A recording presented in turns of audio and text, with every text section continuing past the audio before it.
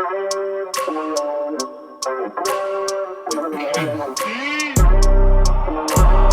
up every minute with the fever dreams. I put the mind to a limit where it needs to be. I work blind, got vision I don't need to see. I'm picking mind over matter, I believe in me. I need to find more hours in the day to breathe. Need to find more power in the way I be. And when my mind turns out with the painful scenes, I need to scream out loud, I can't stop me. I wanna be the greatest like Rocky. You know I leave them all hating like a hobby. I'm out here making moves like a lobby. And if you ain't with me, it's you lost, see. I got my mind on the facts, I'm a python, grab what I like real fast. Choke until I have everything I attack, everything that I lack, everything that I want and I see, matter of fact. Cause I'm my own worst enemy. Only if I let it be. I can control anything if I can just think carefully. I control my destiny. Deep up in my mind I manifest it. Every morning I wake up obsessed and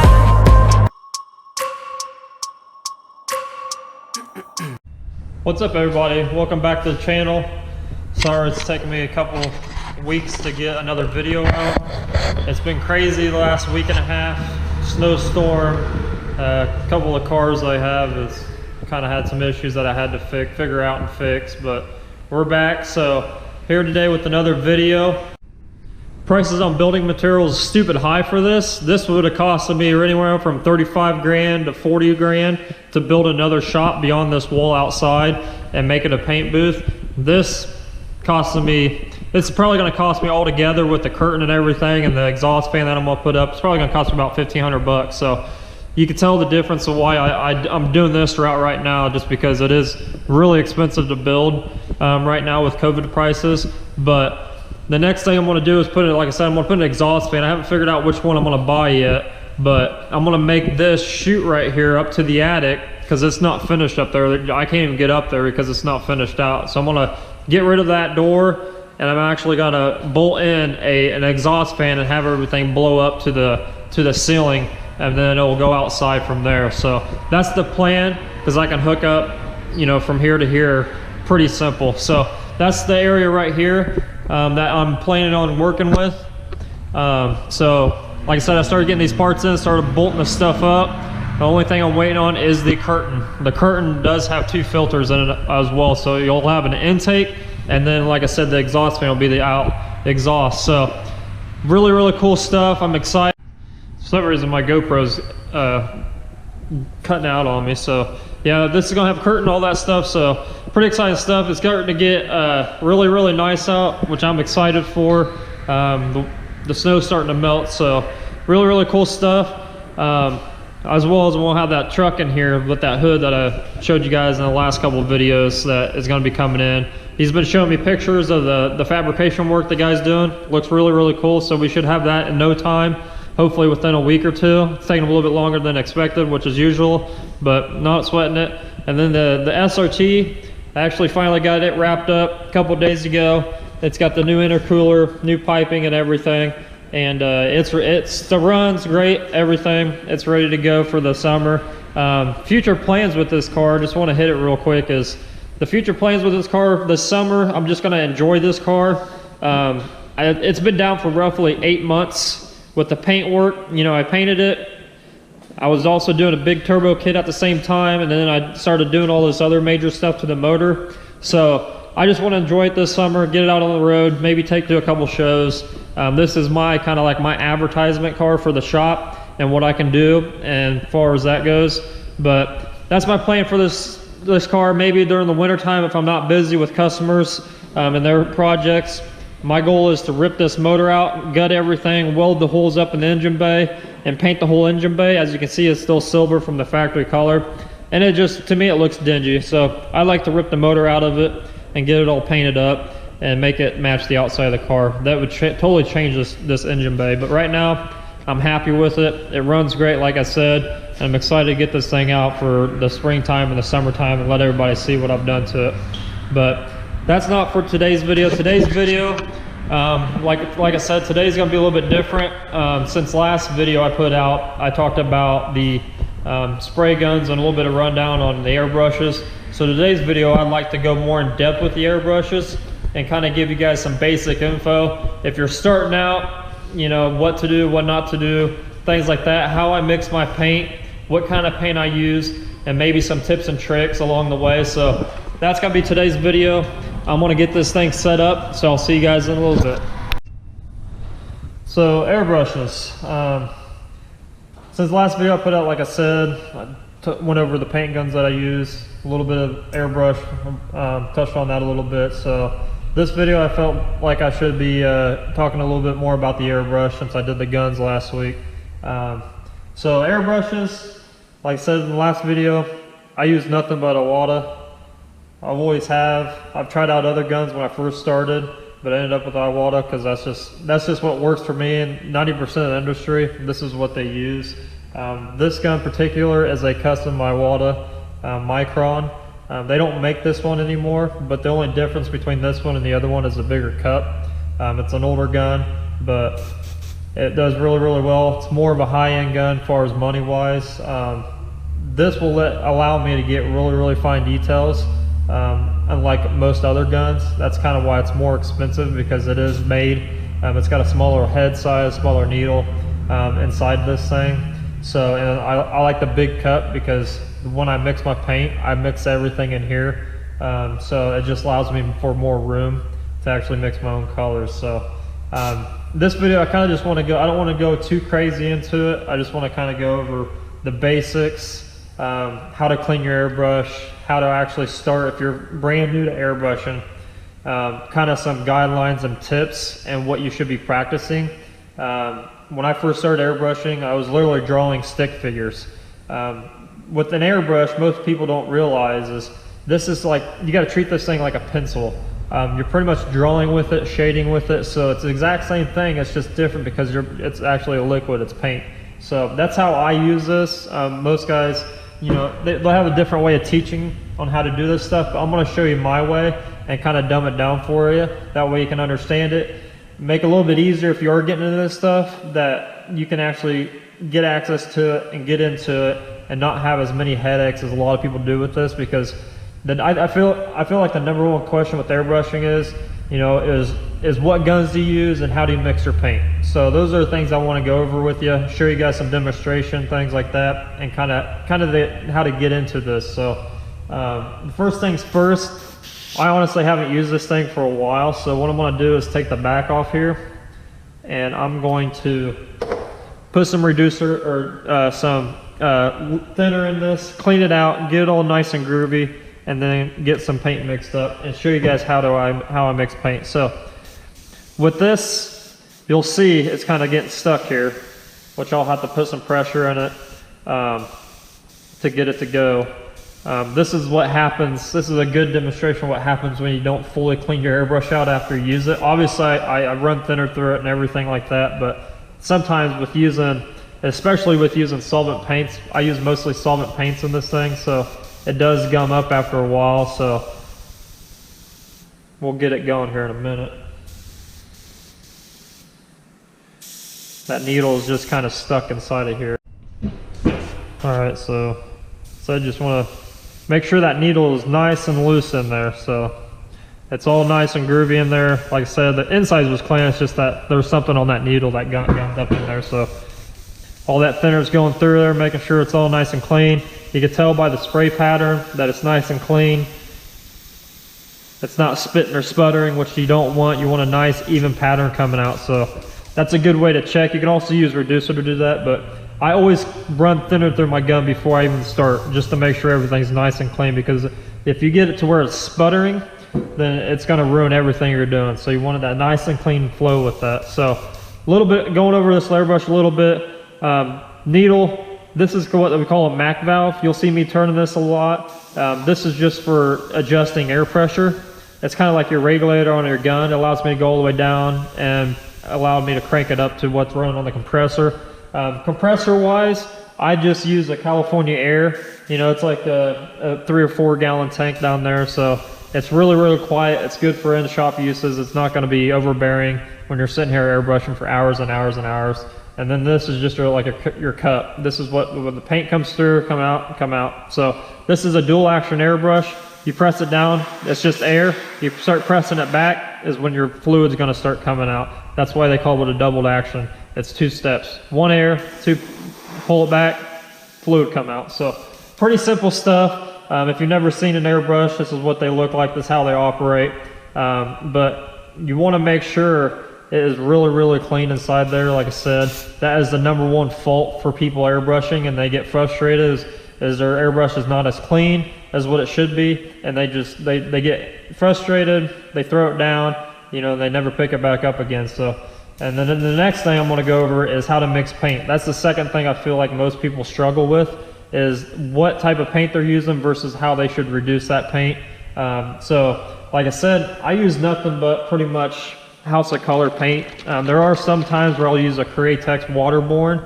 I like to use our Wicked line, and that's a waterborne paint.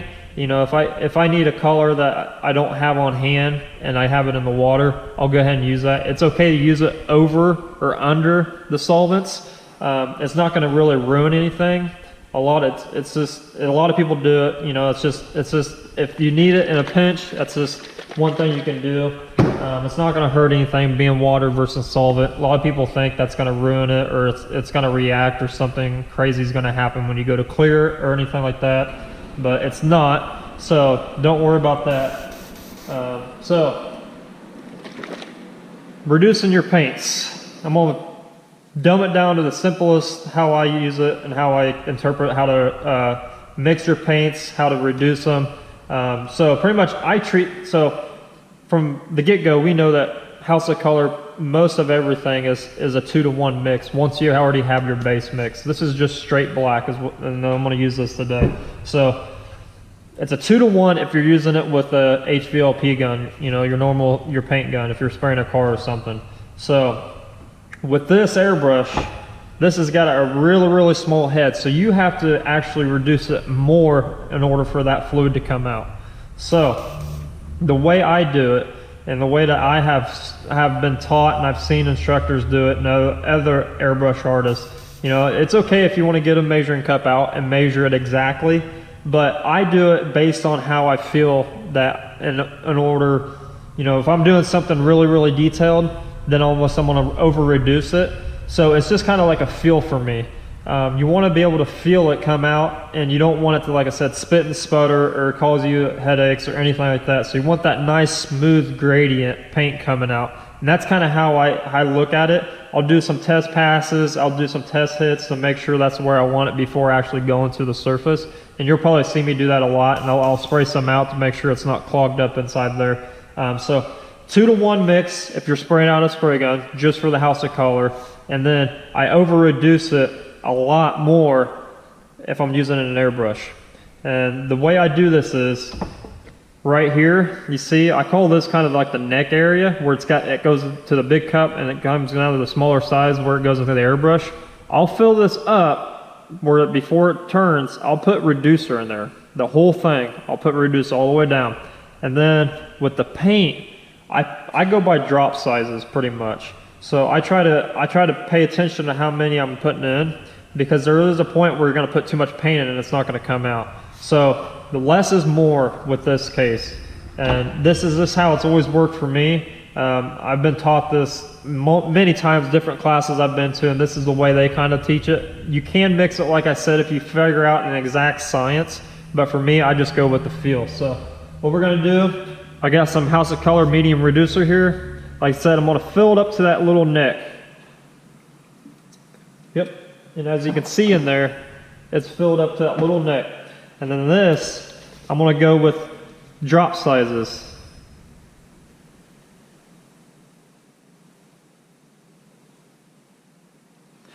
So, about that many. And I'm going to get this, I'm going to shake it up.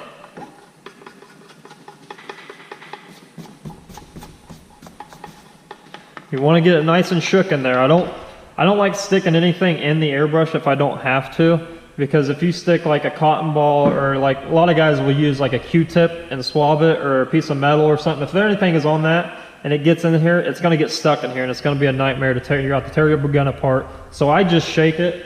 A lot of guys do it that way. It's just, for me, it's faster. So that's just how I mix it. Now, this is the I'm just going to use black. I'm not going to do anything crazy. But if I was doing a portrait and I needed all the skin tone colors, I would probably not mix it this way, I get usually little Dixie cups, and I'll make up different shades of the same color. The way I airbrush, and I do this on no matter what, I start from light to dark. What I mean that is I don't if I'm doing a black and white portrait, I don't go straight to black. I'll do like a grayscale of colors, and I'll mix those up, put them in Dixie cups, and I'll start from the lightest gray and work all the way up to the darkest darks.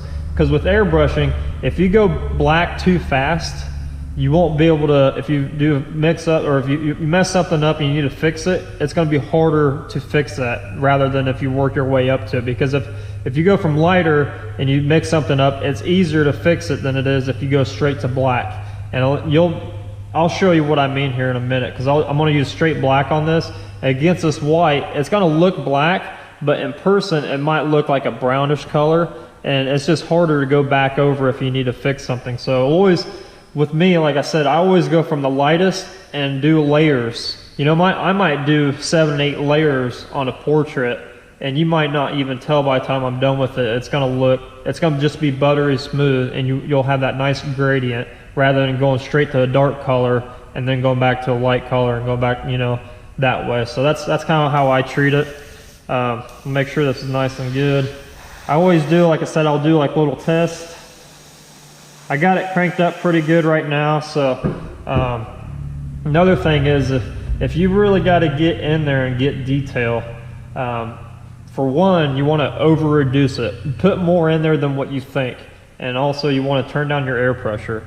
And what that's going to allow you to do is allow the air pressure to be really, really thin, and that fluid's going to come out really, really thin, and you're going to be able to go in there and do layers and build up on layers on certain areas that are really, really fine details. So that's a little trick that, you know, they do teach you, but they really don't teach you if you go to like a getaway or airbrush class or something like that. You know, you'll see it, but they won't actually explain how they do it.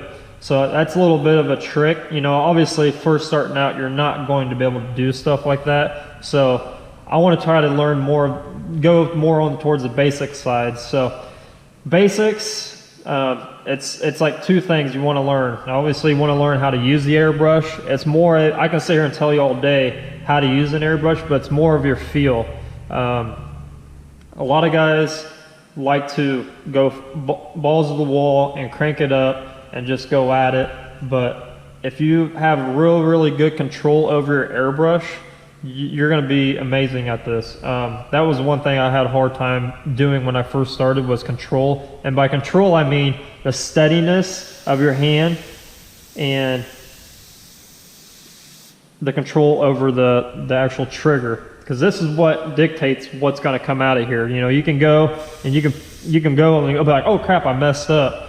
You know, you can go way too fast, way too quick. So you want to go really slow. You want to have control over your airbrush, which controls the overspray that you're going to be putting out. So if you have control, it's going to take you really far using an airbrush rather than just going in there and going at it. So you want to practice. The 2 things that everybody that airbrushes that you want to learn first off is dots.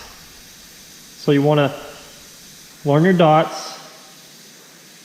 And that's going to teach you trigger control, whether you're close up to the panel making a really small dot, or if you're going to back up and you're going to make a really big dot. And that's all in your control. And as well as dagger strokes. Dagger strokes are just a dot and pull down.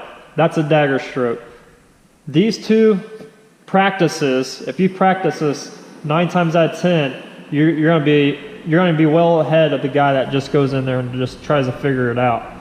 Because it's going to teach you control as well as distance.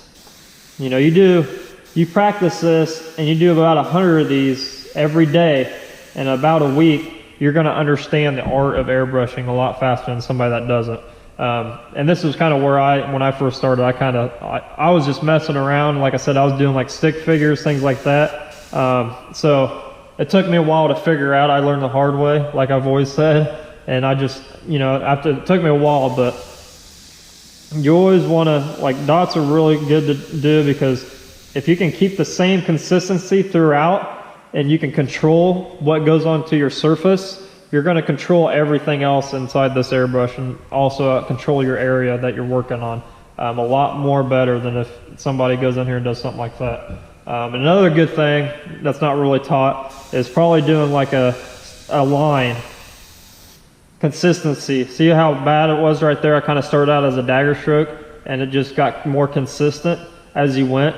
You want to try to get this all the way through. So, and that's just practice. That's just practice over and over again. So if you practice these 3 things and you get it to where you can actually have a smooth gradient scale on what you're doing, then you're gonna be well ahead of the game. So practice, and that's just over time. That's just learning how to do it. And the closer you are, obviously, the more fine details you're gonna get than if you're backing away. Like if you're doing the dots, you know, practice this. Practice being really close, doing dots, and making sure they're somewhat all the way consistent all the way through, and like this one right here. And then do a dot and then back up. That's what's that going to teach you is shading. That's just a simple shade. See, if I do, like if I'm doing something on a portrait and I got to do a dot, but it needs to be shaded around it, I can step back and I can shade that dot, and you can barely see it. But if you're doing something and something else goes over darker with it, you're going to see that gradient shade right there, just kind of like that one right there. So it's a good thing to learn. Like I said, dots and dagger strokes are essential to airbrushing. Dagger strokes are in everything. Even though this is a line, it starts off as a dagger stroke. When you're painting something, you're not going to just be going at it full blast. It's all going to be dagger strokes. Even if you're going sideways, it's all going to be dagger strokes. Every single thing of it. So they look like lines, but those are actually dagger strokes.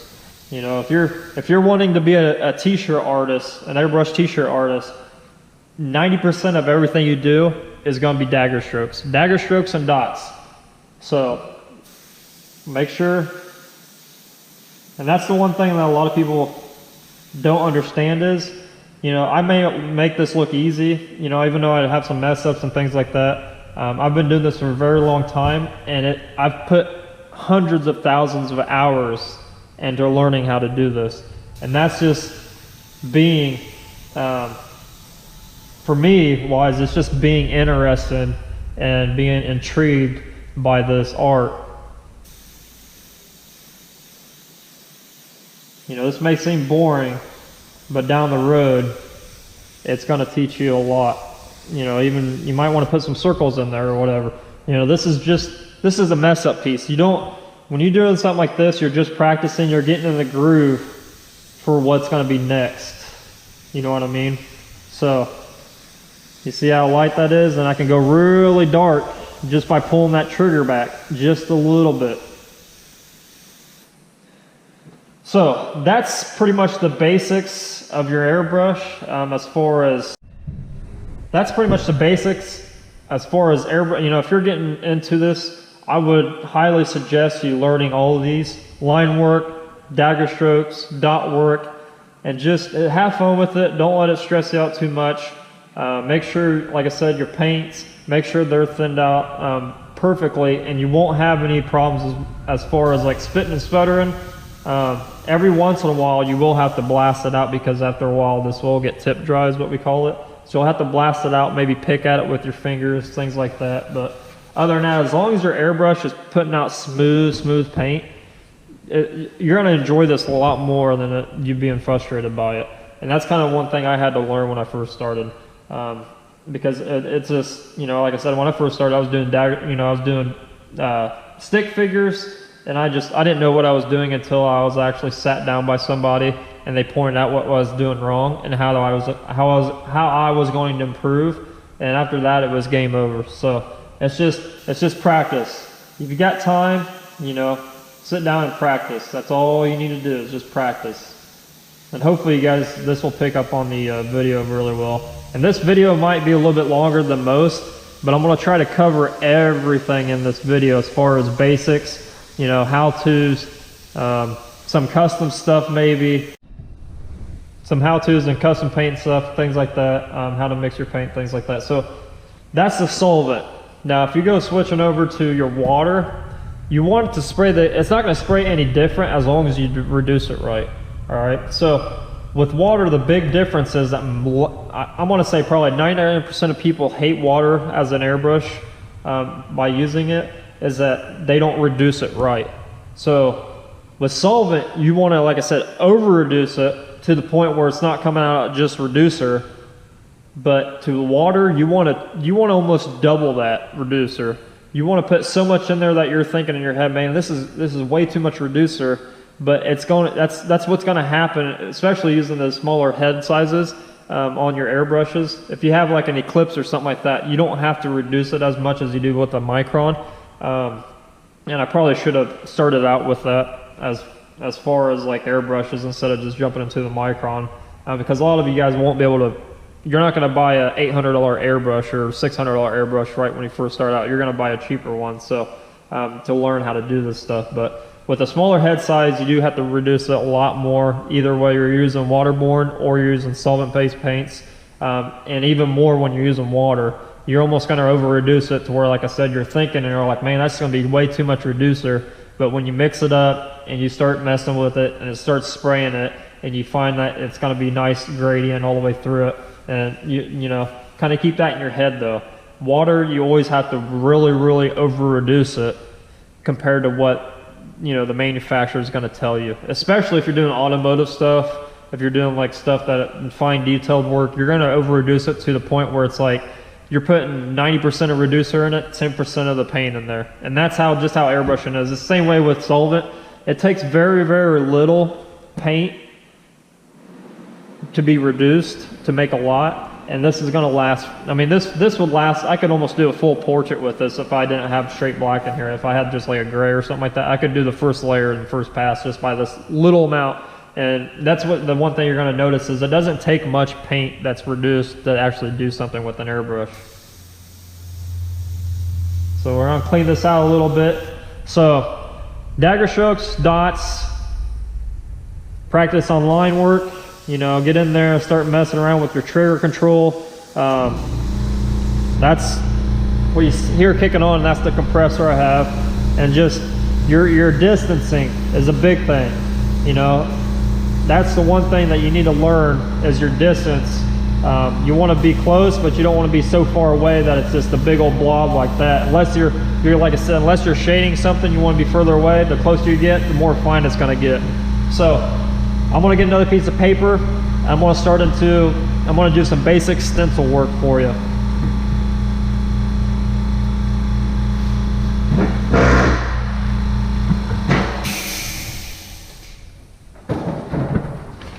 So we're going to cover this bad boy up here.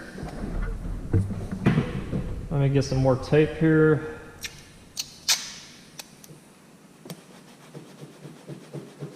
All right.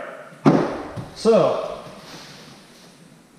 for the people that are just starting out, this is what I highly suggest you do. After you learn control with the dagger strokes, dots, and line work, and the distancing, once you get that control down, this is one thing that I wish I would have done sooner rather than later, is to go online and get you some of these stencils.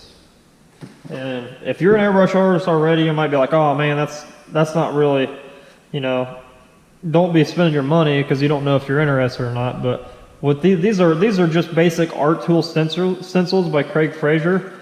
I've had these things for years and years and years. But like I said, the thing that I wish I would have done faster is buy these things, especially as a newbie, because it's going to teach you so much. It's going to get you more excited than it is going to frustrate you, because I don't necessarily use these on cars or anything that I'm doing project-wise unless somebody requests it. I don't think I've ever used these on any project. I think I just bought these and messed around with them on, and I didn't realize it until I got older that buying these and just toying around with, like on paper, or if you want to get a canvas or whatever, or if you got a wall or you want to do, just to mess around with them. Because messing around with stuff like this, even though they're already cut out in stencils, you're going to see and you're going to be able to progress a little bit quicker, and you're going to understand the art form a little bit more than you are if you're just sitting there and messing around by yourself.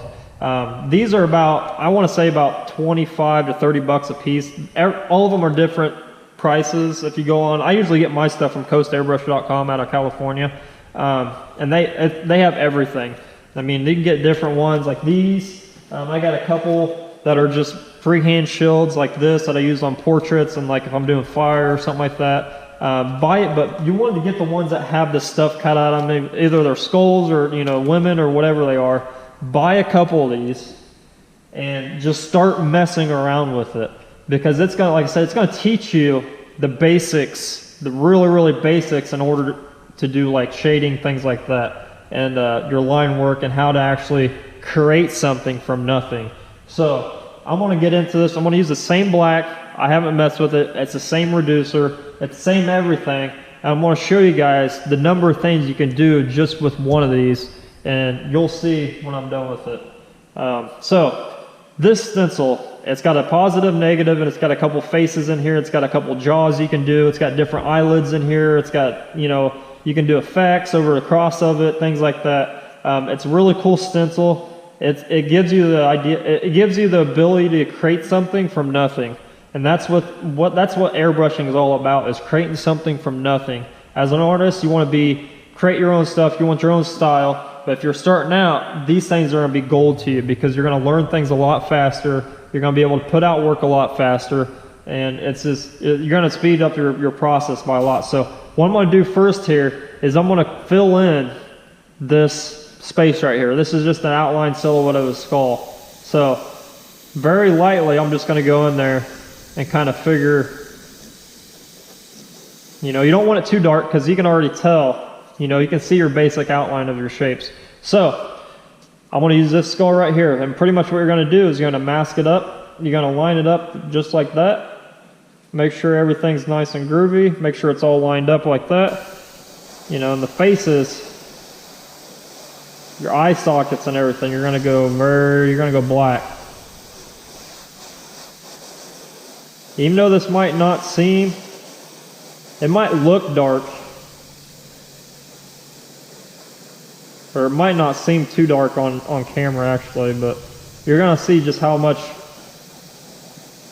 difference this is gonna make. Even though it looks light, and it might look dark on camera, I don't know. I'll have to see when I go put this footage up.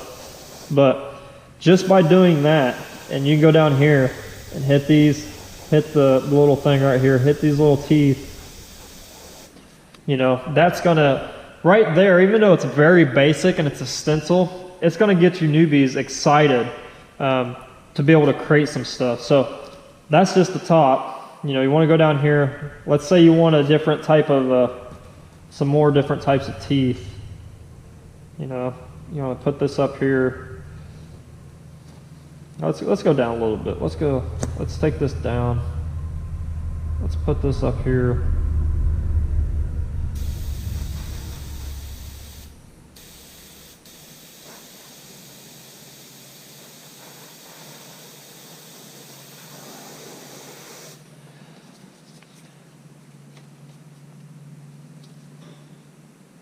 And you want to line this back up. You know, you want to try to get your teeth all lined up. Let's go down right there.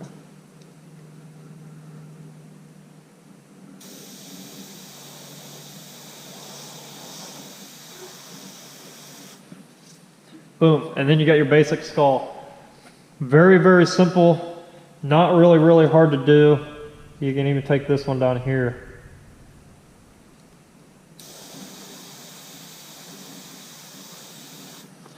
Boom. Very, very simple, basic, and then you go through and you can actually add, like if you want to have this thing like have a little, or let's put an eyeball on them. Let's just do let's do an eyeball.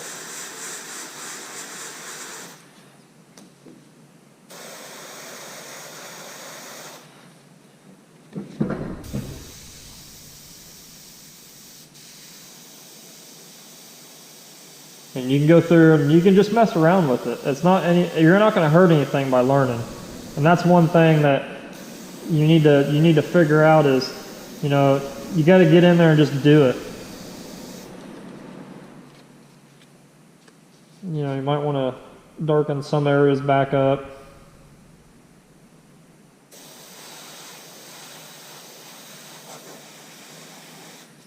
You know, something just simple like that. You know, it does a lot. And then, you know, if you're really comfortable, you can go around and you can add a little bit of a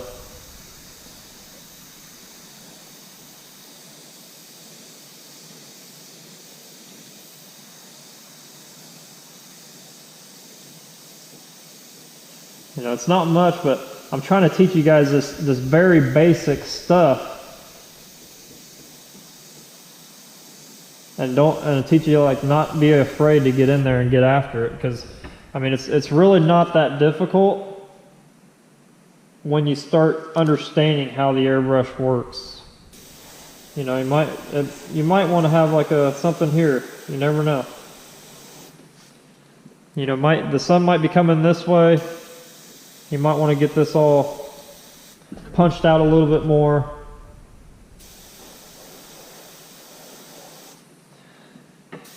And just by doing little things like that,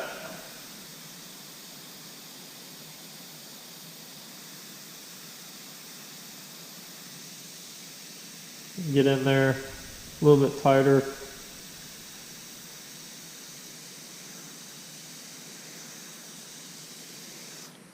And punch this side out a little bit.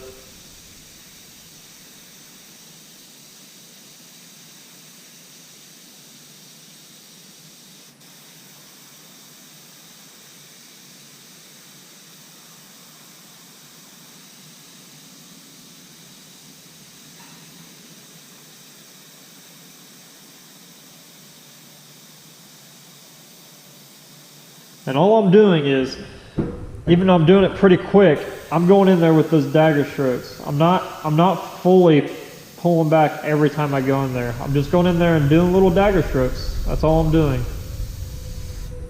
And then going in there with a solid line, going in there. And then, like I said, shading, I'm just stepping back away and pulling down.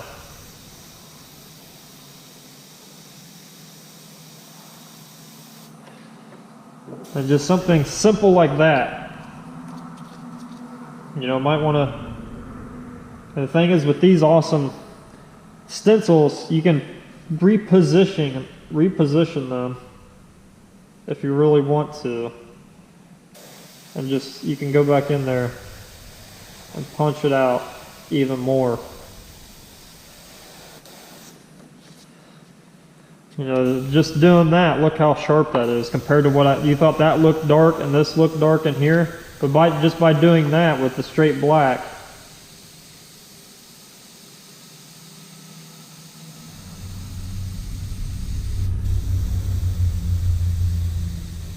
there you go. So even though it looks like a mess right now, it's not fully completed, but I just want to show you guys how these stencils work. You know, they're really easy to use. I haven't used this thing in forever, so it's kind of weird going back and using it, but you can just get in there and you can flip it, like you said. If I want to do this side, I can flip it over, you know, line it up. You want to line it up on the other side as good as you can. And then I can go back in here and just go to town and just do a shadow around what I just did on the other side. And then you got your skull outline.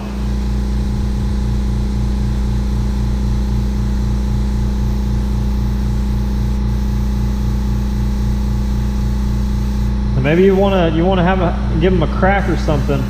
You know, you can go in here and you can give them cracks.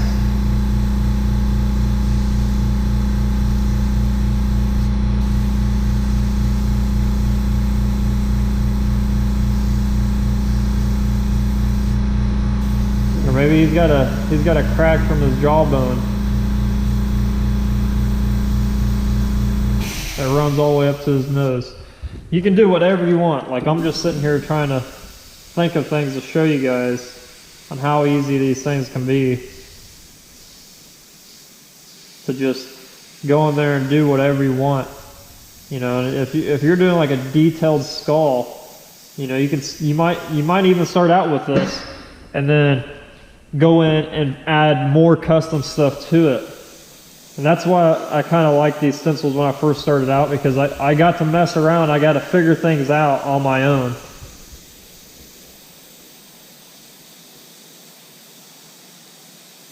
You know, if I was doing like a real skull and I was trying to do something that was really, really detailed, I'd probably have an image right next to me of some references pulled up, and I can actually look at the references and exactly figure out the anatomy of what I'm trying to produce here. But for this, I'm just having fun with it. Same thing with the other, this other, you know, this is like the pile of skulls. You know, you can do this, and let's say you want to, you know, the skull is in front of all this, or maybe behind all this, but we're gonna make these skulls, this boneyard, all behind it. And now he's sitting, you know, and you can go over this side and you can flip it. And you can do the same thing.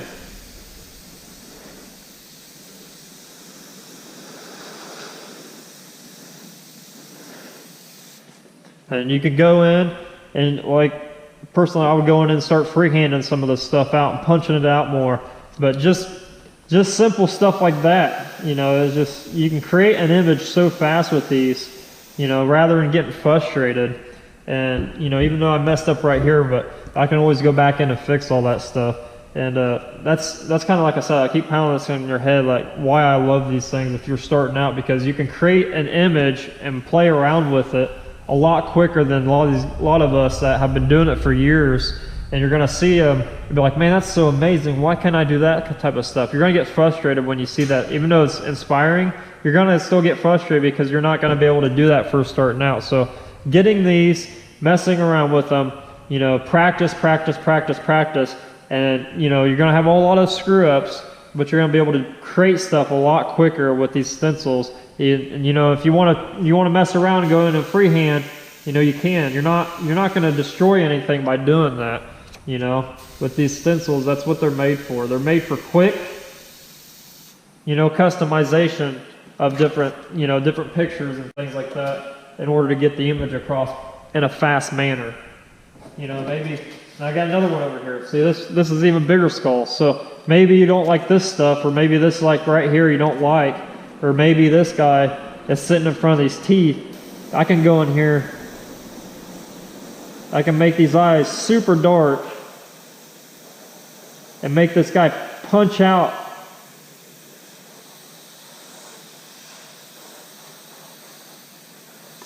And I make that one actually up close.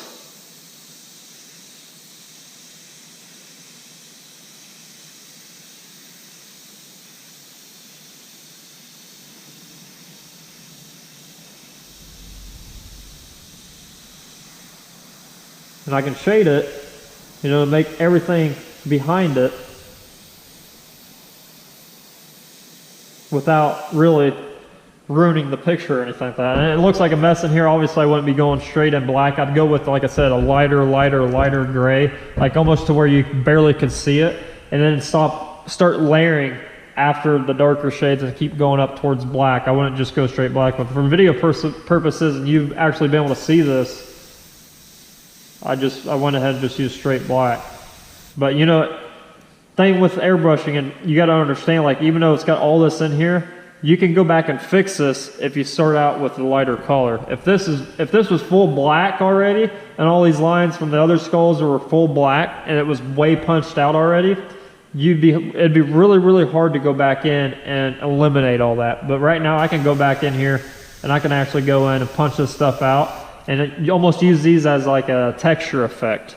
So that's why I say, a lot of guys will say it too, that, you know, starting lighter rather than darker is a really good thing, because it allows you to learn, you know, and actually build up and make those realistic portraits and things like that you're able to see online, rather than going straight to dark.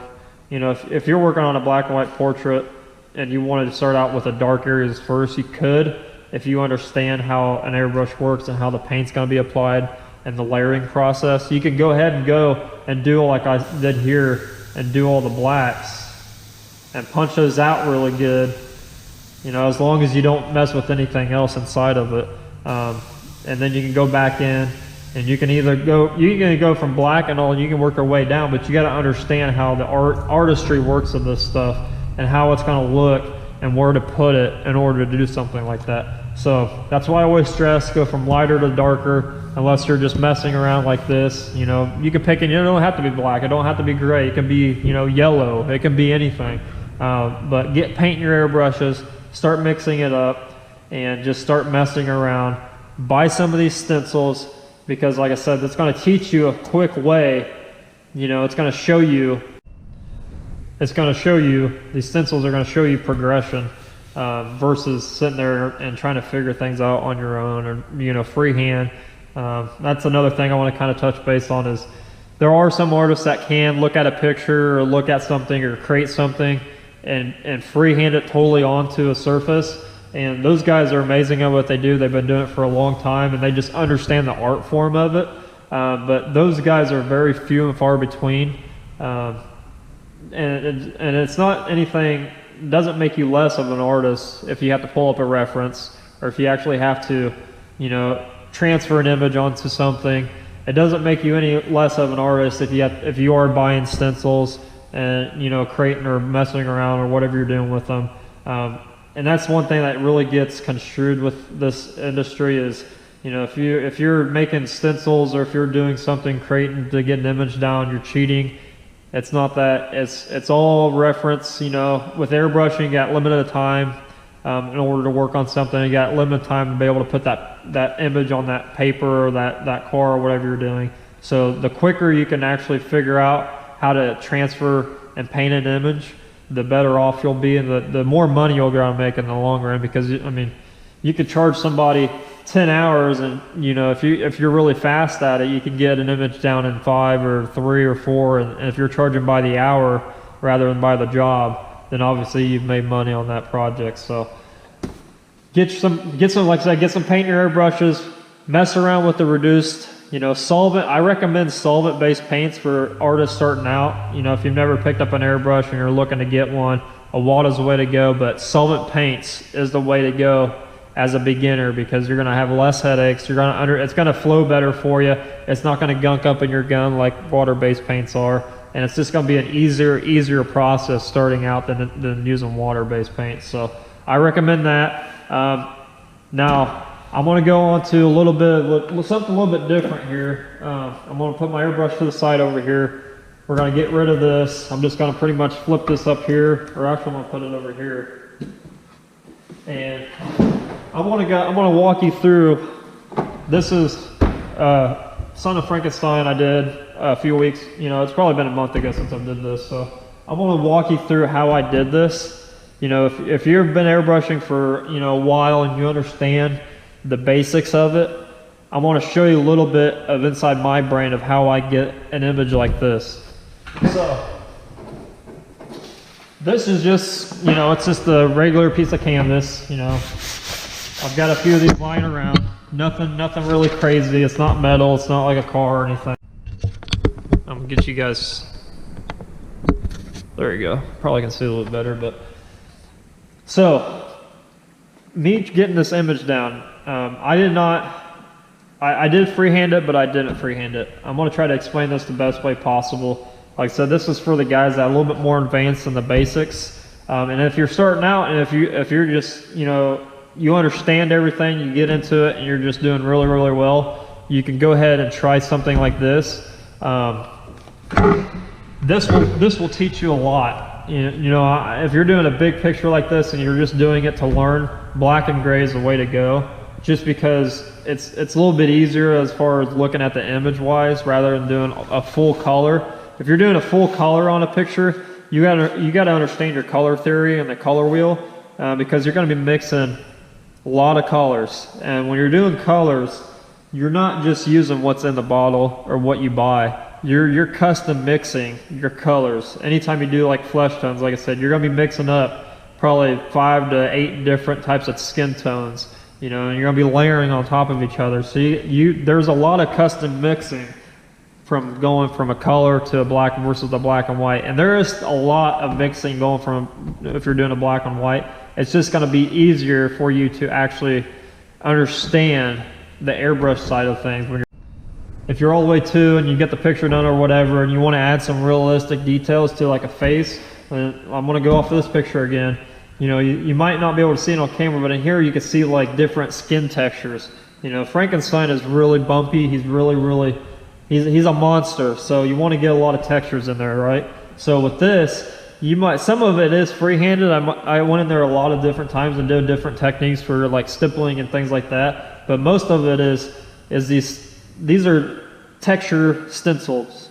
They're exactly CNC'd, you know, stencils that are cut by a computer, and what you do, you can lay on here, you can spray through them, and they'll give you a different type of effect. And I've gotten hundreds of these. I got a full drawer of these that are different textures, different sizes, different skin tone, things like that, to create these different realistic textures for his face and his features.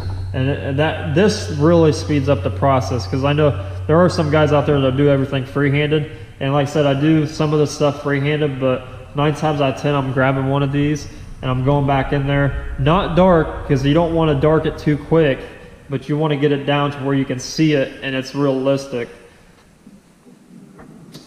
So that's a little quick overview of that. And obviously when you're doing something like this, I have a little tablet here that I use, because even though I have that drawing, you always want to have your reference picture next to you to pick out what you need to put down where next. And I'll use this, I'll upload the picture on this, and I'll just put it right next to me. And I'll constantly look at it and go, you know, all these little areas, you know, that even though this is an eyelid, this is a different type of shape than what this is. So as an airbrush artist, you want to go in there and you want to decide what type of shape stuff are. Because like right here, even though it's like a veiny type area, this is kind of just like a U. So what I did was I went in there and I painted a U, you know, things like that. That's like a half circle, oblong circle. Even though it doesn't look like it, that's what it looks like. So you want to paint what you see. So having a reference as close as possible to the area that you're working on is going to help you tremendously. Just because you're going to be able to look at that constantly, go back and forth, and you're going to be able to replicate it a lot better than you are if you're going off the top of your head. Because 9 times out of 10, people cannot remember. They don't have a photogenic memory like that. They might understand the concept of it, but they don't understand the very fine details, where some things go, or how things should look. So having a reference is very, very important. And this thing, if you don't have one, if you're in your couple of years of airbrushing and you think you're going to do, you know, full-time, or maybe have a part-time job as it, get you a tablet. You know, you can use whatever you're liking, iPad, Samsung, whatever you like, and then just make sure it's right there with you every time you do something, because like I said, transferring an image, it'll be a lot easier and quicker for you. So we went over the basic steps to airbrushing, how to mix your paint, what type of paint, you know, you should be using if you're first starting out. If you want to use water, if you're only access to water-based paints in your area, that's fine too. But understand that your reducer, you're going to put a lot more reducer in it than what you are going to be with solvent paints. And that's one thing you got to understand. Once you get your mixture right in your paints, the world, you can do anything you want, because if you got that paint flowing nicely and it's not bubbling up, it's not tip dry, and it's not doing anything on you, I mean, the world is yours. You can do whatever you want. Went over that. Went over some basic techniques as far as control goes on your airbrush. I can't really think of anything else to show you guys as far as basic beginner type stuff, besides cleaning. I mean, the only thing I haven't touched on is cleaning out your airbrush, which I can go over that real quick if you guys want to learn how to do that, but it's really simple. It's a little bit different than it is with water-based paints, I guess. Water-based paints, if you got a custom color, maybe you're just messing around, you can dump it back into the bottle. that isn't already have paint in it, like get an extra bottle, you can dump it back into a bottle, or you can dump it out. Just make sure with water-based paints you don't dump it back into the same bottle that you got the paint out from, because over time it will gum up, it will get hard on you. That's just what water-based paints do. Now with solvent-based paints, I can literally take my bottle that I've had this black in, unscrew the lid, and dump this back in there, even though it's reduced, because solvent-based paints doesn't dry up as quickly as what the waterborne paints do. So, and with water, like I said, you're going to have a different reducer or different cleaner for your paint guns than you are with your solvent. Solvent is you're pretty much going to stay with solvent-based cleaners such as thinner. You can even, I've seen guys clean their shit with glass cleaner. Glass cleaner kind of works too, because glass cleaner's got kind of a, it's got like something in it, I forget what it is off the top of my head, that will actually break down the paint. You can actually make your airbrush clean again. Water-based paints, you're going to have to use a water-based cleaner, and that's just how it is. You're not going to be able to get away from it. You don't want to put thinner inside your water-based paints, because it's just it's not going to do anything. It's going to cause you more problems than good. But with solvent, you can take your thinner. This is just there in here, and what I do is I squirt a little bit in there, and I'll get it and I'll squirt some of it out, make sure that it's all nice and clean. And this is the easy way of doing this. This is what I do after every time I airbrush. And I'll shake it up just like I'm mixing paint. You know, you want to make sure everything in there is nice. You know, you look back in there and it's all at the bottom of it now. So you can either dump it out, or I hold it back and I just blow it out. Because it is thinner, it's going to come out of your gun real easy. You know, if you're doing this inside, obviously you don't want to do this because it's going to stink up your area, but being out here, I don't mind it. And then I just kind of wipe the rim down. And once I see that it's all pretty much clean inside there, I'll take another little bit of thinner and I'll let it sit in there for a second and swish it around, and I'll do the same thing again. And after this, your airbrush should be nice and clean on the inside. And that's that. You can put your cap back on it and you're done cleaning your airbrush. And after a while, I mean, I usually tear my guns apart every month, once a month if I'm using it a lot. Because after a while, the stuff will build up in the head and the nozzle and things like that. So you want to take it apart and clean it really well. Clean your needle off, put some lubricant in there. But other than that, as far as solvent goes, it's really easy cleanup. That's why I recommend you using solvent first starting out, because it's easy to mix, easy to clean. You know, it's not going to be really messy with as far as water goes. Water, you actually got to kind of work at cleaning it, and it can get kind of messy. But and with solvent too, if you wanted to, you can use your reducer to clean your gun out, but you obviously don't want to waste your reducer by cleaning your gun out, because some of that stuff gets expensive. So solvent, thinner, it breaks it down really good. You don't have to worry about anything. So that's it for the basics. I plan to do like a full picture one time. I won't go over the basics pretty much on that one. I'll try to just focus on getting an image down for you guys, how to build it up, how to correct mistakes within your picture. This picture has like 1,000 mistakes in there that I did over the course of the time, because I wanted to change things up.